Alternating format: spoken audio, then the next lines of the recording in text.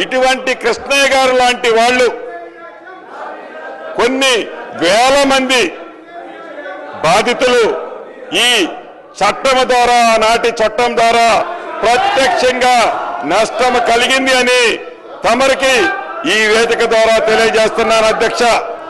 అధ్యక్ష మనం చిన్నప్పుడు చదువుకున్నాం ఒక పిట్ట కథ మీకు చెప్పాల్సిన అవసరం ఉంది అధ్యక్ష రెండు పిల్లులు రొట్టె కథ ఈ ధరణిలో ఉంది ఏదైతే రెండు పిల్లుల మధ్య ఒక రొట్టె కథ గ్రామీణ ప్రాంతాల్లో కథలుగా చెప్పుకుంటారు అధ్యక్ష ఆ కథ ఏంటంటే ఒక రొట్టె ముక్క రెండు రొట్టె ముక్కలు ఉంటాయి అధ్యక్ష ఆ రొట్టె ముక్కలో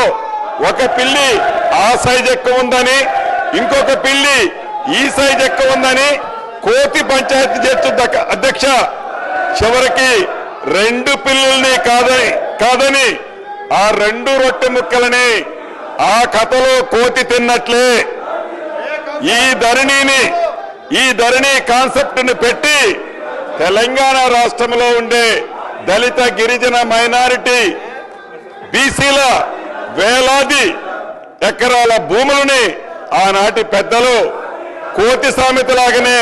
తన్నుకుపోయారు అధ్యక్ష ఈ ధరణిని పెట్టి అదే రకంగా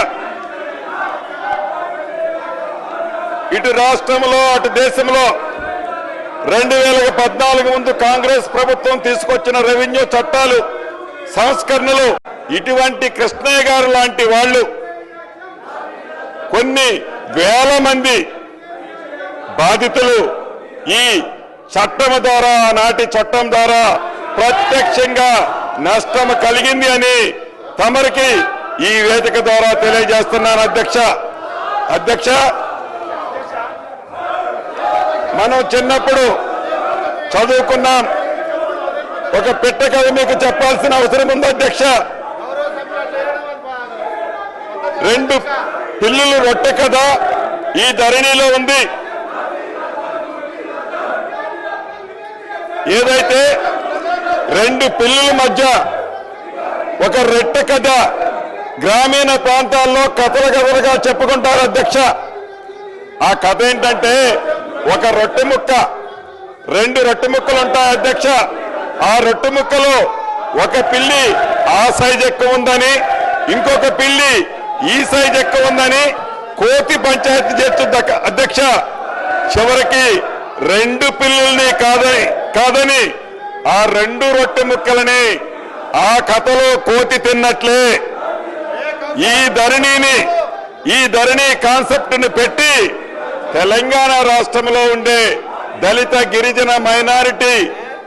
బీసీల వేలాది ఎకరాల భూములని ఆనాటి పెద్దలు కోతి సామెతలాగానే తన్నుకుపోయారు అధ్యక్ష ఈ ధరణిని పెట్టి అదే రకంగా